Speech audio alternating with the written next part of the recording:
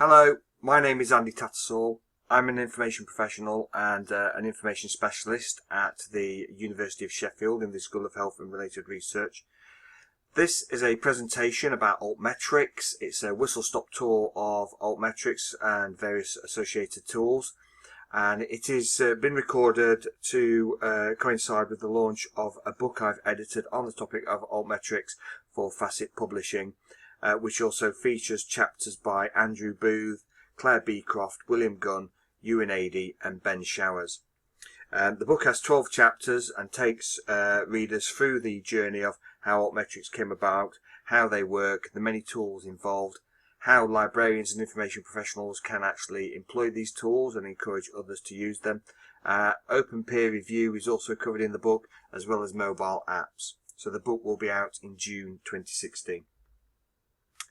And it's also kind of backed off by a blog post that I wrote. There's two posts I've written for the CILIT blog. One that I wrote in 2015 about Altmetrics, what they are and why they should matter to the library and information community. So perhaps it's worth going and having a read at that short article. You'll be able to find it if you just kind of search on the web, or there's the URL down in the bottom left hand corner.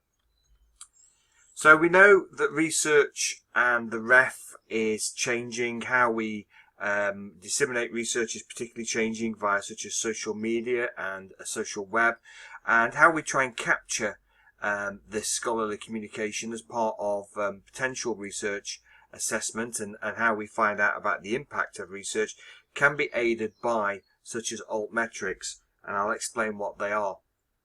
So in terms of how it kind of applies for librarians and information professionals, the research process is very much kind of based around the idea that researchers have an idea for research. They filter and review the research that currently exists. They then publish, disseminate their research, and then they measure the research and discuss it afterwards. We know this kind of model has been around for years. It is slightly kind of staid and a little bit kind of stale and not particularly reactive to such as what goes on with the web in terms of conversations and discussions. But we also know that librarians have a big part to play in this. For a start, the library is the one that hosts the catalogues and the actual published research that the researchers will refer to. They then carry out such as things like systematic reviews and literature reviews and searches to support researchers in various kind of fields of research. And they're also experts at publishing and communication, open access, because you usually find that the open access department of any kind of university will be based within a library or associated groups. And library information professionals have been one of the earliest groups to kind of adopt social media and such as blogging, and the whole thing which kind of underpins Altmetrics, the social web, has been very much kind of something that librarians and information professionals have taken to quite easily. They're also experts in measurements and bibliometrics, and usually you find that librarians and information professionals are working in neutral roles. They just want to kind of help everybody. They want to kind of give everyone a helping hand in how they kind of access data, but also how they may want to communicate it, and as we find out later on with such as Altmetrics, how they may want to find out how it's being communicated.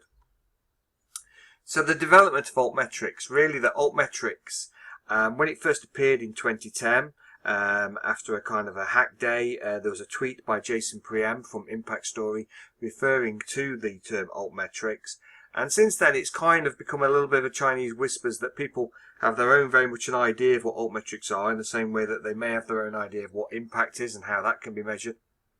And for some people they saw it as a bit of a threat that Altmetrics would in fact replace traditional metrics. But actually Altmetrics are there to complement traditional metrics. They're there to give an extra layer on top of what we already know and what we can already see. So it's to help people understand how their research is being received and used by who. It's not intended as an indicator of quality. Some people may see it as an indicator of quality. The higher the Altmetric score, the better the research is. But then the same can be applied to citations, that the higher the citations a paper has does not necessarily mean it is a better paper than one that has less citations. But it can help provide further evidence of what is engagement and societal impact. And something quite important quite often which researchers don't get enough credit for is that it can find them credit for the research outputs that are other than articles. So Altmetrics aims to measure things other than journals. So Altmetrics are based on article level metrics as opposed to the traditional model, which is quite often journal level metrics, publication metrics. Whereas Altmetrics can look at things like data sets, it can look at posters, it can look at presentations, and it can give us data on how these are being shared and communicated and how, to some extent, how popular they are. Although this is not about being the most popular or the most kind of communicative in terms of research. It is about actually discovering where your research is being communicated. So they say they're complementary to citation metrics, and the score is an indicator, and the underlying qualitative data tells you who's saying what about your research. So it's about tracking attention to scholarly outputs across peer reviews, news, Wikipedia citations, policy documents, research blogs, bookmarks on reference managers like Mendeley, and mentions on Twitter. It's a lot of things that we haven't actually measured before, but we've known for the last few years that these kind of communications have been taking place, and it is quite useful to find out where and by who. So Altmetrics, in terms of altmetric.com, which is one of the Altmetric companies based in the UK, gives real-time immediate feedback on attention to scholarly content. It helps track attention to a broad range of research outputs, and this can be articles, as I say, posters, data sets, working papers. It could even be computer coding.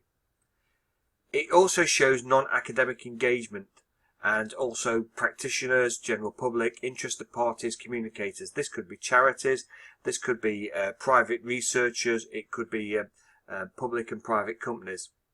Also, funders and other impact assessors want to see the broader picture of engagement. So having something like this, having a tool like altmetric.com can show where this is going on. Interpreting the Altmetric data, well, really it's about things like retweets and shares. It's the attention that it gets, but then it's also the engagement, it's the discussion, it's the reviews, and then it's the impact, such as what is shaping policy, what is it influencing. So if suddenly a piece of research that you wrote in 2010 suddenly appears on a policy document in 2016, has that helped shape that policy? How has it been used? And the thing is that in the past you would not have probably known it had been used. It would have been pulled out in a literature search featured in the policy document, and you probably wouldn't have found out unless you were specifically searching around in these particular areas or came across this document. So it brings the attention out into the open. But just remember that the numbers don't necessarily tell you the full picture.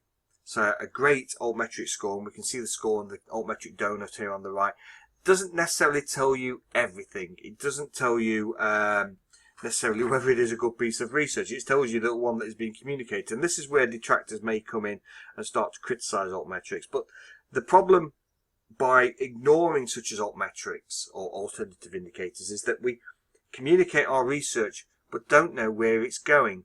And that in itself just seems very much a missed opportunity. It's like putting your research into a bottle and casting it out to sea. And the chances are it will wash up on the shore, and the chances are somebody may read your note and your research paper that you stuffed into that bottle, but you may never find out who that was, and you may never know whether it had an impact on what they did.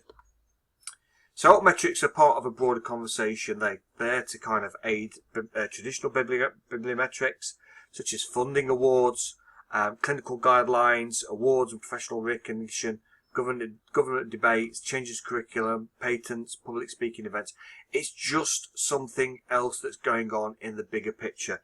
And to some extent, the horse kind of bolted a while ago in terms of trying to capture this data, but now things are happening in place to make sure that we can kind of make the most of what's going out in terms of new research. And these are the sort of things that we should have been doing probably 10, 15 years ago. We didn't really have a plan when we started with the web and putting all our research onto there, and we kind of never thought about the fact that we may want to kind of look at article level metrics as opposed to journal levels. So how do they populate the database? So first of all, for the Altmetric tool, altmetric.com, you need an output, which could be a journal article, a data set, etc. Then this needs an identifier. This has to be attached to the output. So this could be a DOI, which is a digital object identifier, or a PubMed ID, etc. So whatever it is, as long as there is an identifier, it can then be tracked. And then Altmetrics will track the source of these mentions depending on whether it's got a DOI, PMID, etc. So how does it aggregate online attention? Well, it follows a list of sources, and it can follow blogs, news policy, policy documents, social media, etc. It then searches for the links to the papers. So it automatically will look for the link and it will text mine to try and find the actual kind of papers that are being mentioned. And then it collates all this attention across the different kind of platforms and puts it in a way that you can easily digest it. And displays it into the Altmetric display pages, so you can then start to see all this attention in one place. So Altmetrics do track more than DOIs. It can track ISBNs, archive IDs, which is an open access database, SSR and IDs, lots and lots of things. It even now tracks clinical trials from the .gov records in the US. They track even more than this. They track lots and lots of news outlets, lots of academic social media blogs, also post-publication review sites such as Publons and PubPeer, searches for policy documents, then other sources such as Wikipedia, which is increasingly being given more kind of credence and kudos within the academic sphere. Also YouTube, which gets an awful lot of attention, Reddit, F1000, which is Faculty of 1000, Pinterest, and even citations. It also checks reference management tools such as Mendeley and SiteUlite, looking at the actual reader count. And there has been research that's been carried out which shows that that if a paper has been saved in an online reference management tool such as Mendeley and SiteUlite, that we can kind of check the number of readers, then the more likely it is that it's going to be cited. So that is that is a good indicator of potential kind of citation impact. And I say it will also track varying policy documents, as you can see here, a lot of policy documents that are all being tracked for mentions of research depending on whether they've got a DOI or a PMID, etc. And it's all about trying not to miss a mention, and it will always link to a page that includes your researcher's unique ID. So if you've got a DOI and PubMed on the article, then this is how you make sure that your research gets tracked. So if you have a research output, make sure it has its DOI or PubMed ID, and then it will be easily tracked. It then needs to be in the main body of the post, so Altmetric can't pick up any links that are included in headers or other sections of a page, e.g. in a blog post. So it has to be in the main body of the post. If you are unsure whether a source is being tracked, then there is an email address here, support@altmetric.com, where you can actually find out whether things are being tracked. So in terms of Altmetrics, why they came about, with traditional metrics, with citations, we found that they were very slow to accrue. So we can see a paper here about a dinosaur, and we can see that it's got no citations on Web of Science, Crossref or Scopus, but we can see that it's been picked up by 41 news outlets, it's been tweeted by 44 people, it's been blogged by 6 people, and there are 2 videos. So that is some very, very good and quick feedback that we can then drill into. We can start to see where the news sites that have been covering it, Science Now, National Geographic, Der Spiegel in Germany. Again, this is very, very good in terms of knowing that the research you've done is actually getting out there and it is being communicated across the web beyond the university and the institution. We can also look at the demographics in altmetric.com. We can start to drill down and see the percentage of such as tweets and blogs and videos. Obviously Twitter being the prominent form of communication for researchers on the social web. And we can see where the percentage of, and the number 2 in this particular article was 9% of all the tweets came from Japan and 9% came from the US. So this has potential implications in terms of finding out where your research has been communicated, why perhaps this is happening in another country, is there some sort of particular interest in the research you're doing in that country, and also is there potential for collaborations. So the Altmetric score on Donut. So the more things that it's featured on, the more platforms, so policy documents, news, blogs, Twitter, etc., the more colours that will appear within the the Altmetric donut. Each output has, each platform it's mentioned on has a different weighing. So Twitter, a tweet is worth 1 point, whereas something like a news coverage, I believe, is worth 8 points. Don't quote me on that, but there is different weighings for different kind of forms of coverage. And we can find out by comparing this research to similar research that's been carried out, that we can find out where it sits within the kind of the percentile. It ranks number 8 in kind of articles in Nature Communications. It ranks number 94, sorry, for articles of a similar age. So we can get to see where it kind of ranks with its peers. Publishers, it can be useful. Publishers can start to see where their research has been communicated. Elsevier recently bought a news communication site to also monitor this. So again, it gives us some additional data on where this research is kind of being shared.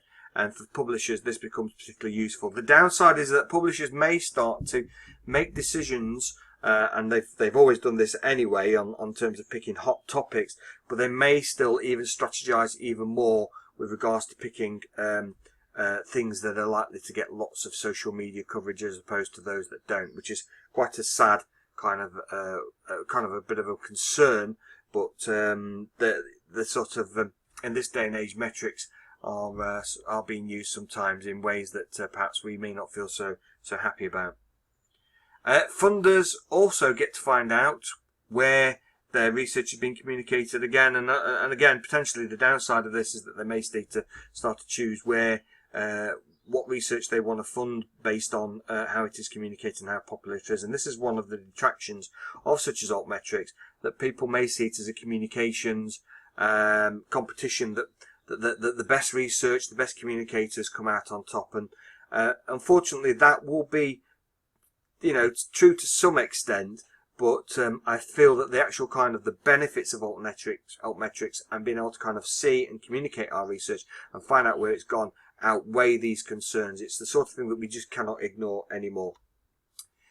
We can find out whether by drilling down into the data, we can see that this particular paper has got 15 readers on Mendeley. We can also see other data again by drilling down into it.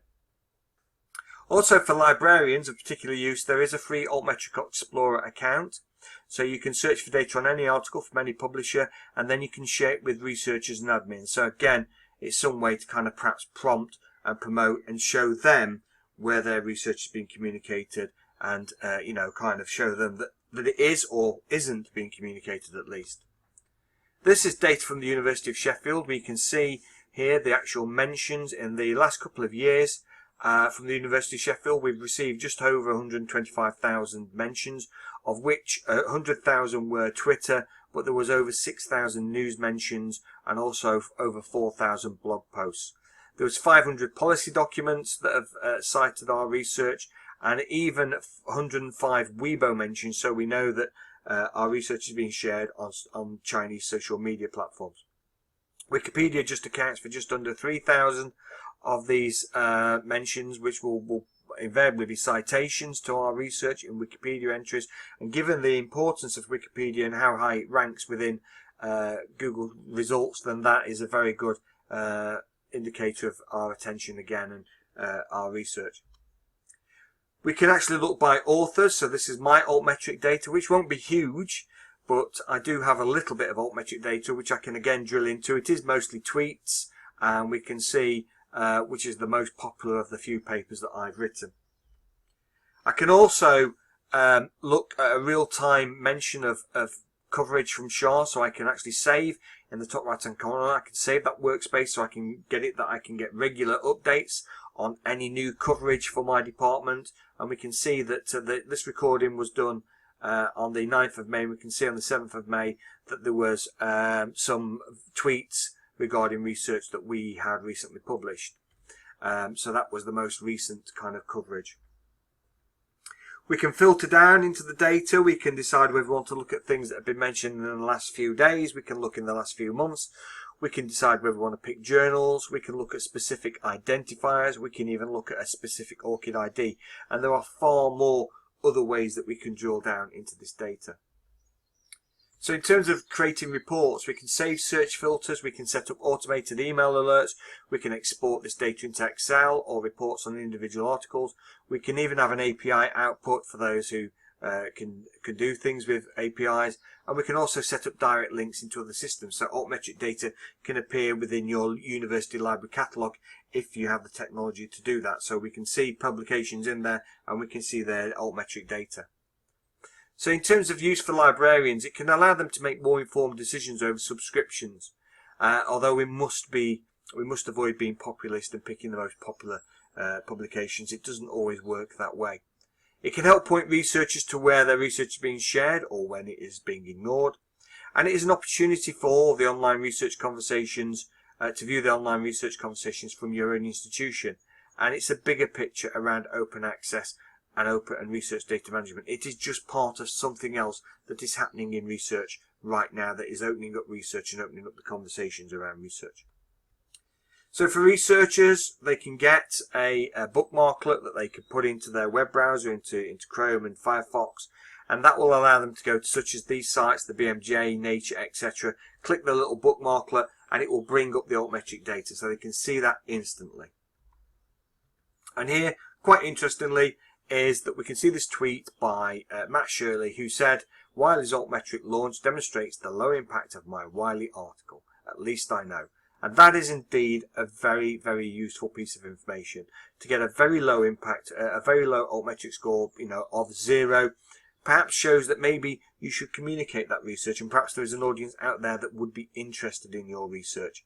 Now, not all papers get cited, depending on what field of research you're in. It will vary. In medicine, you're more likely to be cited than if you're in the humanities, where journals matter less. But it does actually give you some kind of indication. And if you've got an Altmetric score of 0, it doesn't mean that you're not going to get citations. You may get citations and no Altmetric score, but at least know you've got a low score is something to build on. There are lots of other Altmetric companies out there, and I will quickly cover some of these now. In terms of just going back to altmetric.com, they make all their data auditable.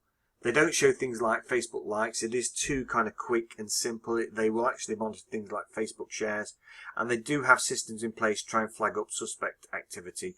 And we have to be kind of honest and guarded towards the fact that some academics are not honest. They will plagiarize, they will self-cite, they will chop up the same piece of research in several publications, they will submit someone else's research as their own, they will peer review their own research and pretend to be someone else. So Altmetrics is just as susceptible, so they do have the systems to try and prevent this. Impact Story, which was set up by Jason Priem and Heather Power in the US, is a similar tool to Altmetric, where they look at the various data. These platforms are very much aligned to each other. They've got very much the same agenda. They may be working in different ways and looking at slightly different data, but they are all driven by the idea of scholarly communications and opening up of research. You can join Impact Story with ORCID. So if you haven't got an ORCID ID and you have some research outputs, then it is well wise to have one. ORCID is an individual ID for researchers. So it allows you to tie all your outputs to this one ID. So if your name is Jane Smith, or you happen to get married and change your name and you publish under a new name, you can then take all your research and put it under the umbrella of this one ORCID account. So you can sign up to Impact Story with ORCID. And this is what it looks like. You can see within here my publications. You can see the coverage each one I've got in terms of tweets, if there's been any blog coverage. And you can see that I have these achievements, very much like Scout badges, that I can show my global research has been discussed in 7 countries. And it says that's high. Only 34% of researchers have their work as widely discussed. So again, you can look at yourself like for like. You can have a look at what is your biggest piece of research. And again, it tells me that my reading level is easily stood at grade 6 and above based on its abstracts and titles. So again, very, very good, very, very useful information to kind of help enhance your research and scholarly communications. So here we can see in terms of my achievements, there's lots of different achievements I can look at, and we're looking at engagement. we can look at more than 5% of people who mention your research are in the global south. So that puts me in the top 39% of researchers for that particular thing, and that includes countries like Argentina. Someone with 3.9 thousand followers tweeted my research, so again that gives me a little badge, follower frenzy. Now these may seem kind of fun and trivial, but they are to some extent very, very useful. They give us lots of insights we didn't get, and you may be interested in these insights, you may not be interested. They're there, it's whether you want to engage with them or not, and a tool like Impact Story gives you different insights from what Altmetric does, so it's well worth having a look at both platforms. Interestingly, it will bring up things where I've tweeted myself, as I've tweeted my own paper, as you would do. So it will include things like this. So we have to kind of, again, go back to this idea that they are not metrics, they're alternative indicators. We can't measure a piece of research based on its tweets, but what we can do is we can get some idea of where it's been communicated and by who, and perhaps what they've said about your research in some kind of post-publication open peer review. So it gives us lots of benefits. Figshare, which has been around for quite a long time, started by Mark Hannell, is a way again for people to share and archive. Less of an Altmetric company, more of an open data, an open research archive, but it is very much aligned with the Altmetric companies, and it allows you to upload lots and lots of different types of data, data sets, things that we ignore, things that we don't give DOIs to, things like posters, presentations. We can archive those within Figshare, and some institutions sign up to an institutional account. We have one at the University of Sheffield, as we do an Altmetric account as well. You can see here from the Figshare features, from a private perspective, that with a free account you can get 20 gigabytes of private space, and you can upload any file format. It gives you a DOI for your work if it hasn't got a DOI, and this is including things like negative and null results, just to get extra citations and attention for your work. And there is a desktop uploader tool which allows you to kind of drag and drop your files into the Figshare platform, and you can upload files up to 5 gigabytes. So it's very useful, not for all researchers who will have bigger file sets than 20 gigabytes, but you can pay for more space, and if you have an institutional account, again, you can get more space. But there is a lot of potential with this tool. Kudos is a tool, again, which is about helping you to get found and communicate and share your research, get it read, get it cited. And again, it's another one to go and have a look at. It's been around for a few years, been around for a couple of years, and it is a way of aiding you in terms of scholarly communications. Mendeley, which has been around for nearly a decade, we've been around since about 2008, does have its own Altmetric aspect, and one that is particularly useful is, which is also covered on altmetric.com, is you can show how many readers have saved a copy of your paper.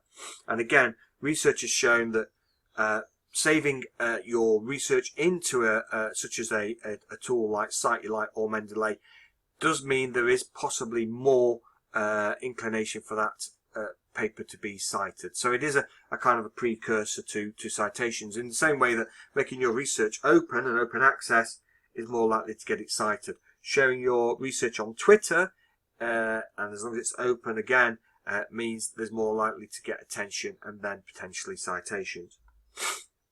Then there's Plum Analytics, which again uses modern metrics to try and help people kind of answer the questions and tell the stories around their research. So it's another one for you to go and have a look at. I know I focus more on Altmetric and Impact Story, but all these platforms do variations of different things, so it's worth having a look at Plum Analytics. What Plum does is it looks at things like usage, clicks, downloads, views, library holdings, video plays. It captures things like bookmarks. It looks at blog post mentions, Wikipedia links, similar to altmetric.com. It looks at social media plus ones, likes, shares and tweets, and then it looks at the traditional citations. So again, a variety of different attentions. Snowball metrics, another one to look at. I don't know a great deal about snowball metrics, but I've been aware about it for a year or two. There is a Snowball Metrics recipe book. On their website at the moment it is a 2014 recipe book, so I don't know if that will be updated at any time soon. And there's also a fact sheet, so it's perhaps worth downloading the fact sheet and having a look at those metrics. So ways to keep update. There's the Impact Story newsletter, there, which is online, the Altmetric blog, the Plum Analytics blog, also the LSC Impact and Social Sciences blog, which talks a lot about Altmetrics. I've discussed it on there in written blog posts. And also, if you're using Twitter, you can follow the Altmetrics hashtag on there.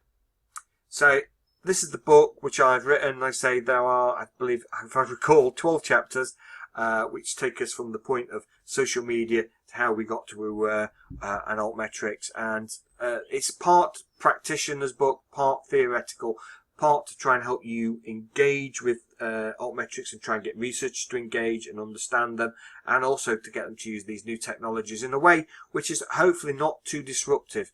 Any kind of new technology can have a disruption element to it, but the whole point here is to try and bring these in a natural, fluid way that can help enhance research and help research outputs and help researchers just kind of understand where their research is going, or certainly research departments, directors of research, etc.